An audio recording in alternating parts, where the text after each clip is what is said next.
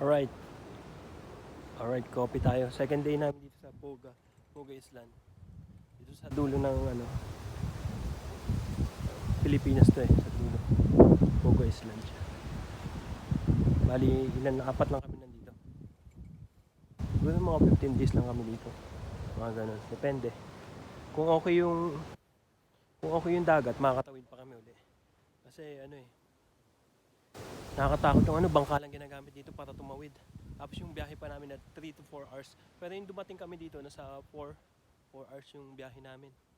Sabi, copy tayo. Nakakatakot nga kasi nakakatakot kasi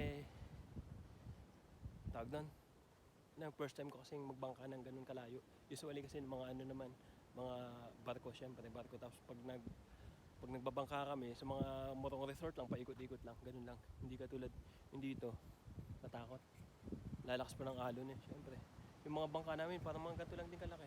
Mga speedboat to Mga ganyan lang, malaki lang konti dyan. Tapos punong-puno pa ng tao. Ilan yung tao? May mga bata. May mga gamit. Kumbaga nakasabay lang kami sa bangka na yun. May patawid kasi dito. Right. Ingat kayo dyan mga ka-vloggers.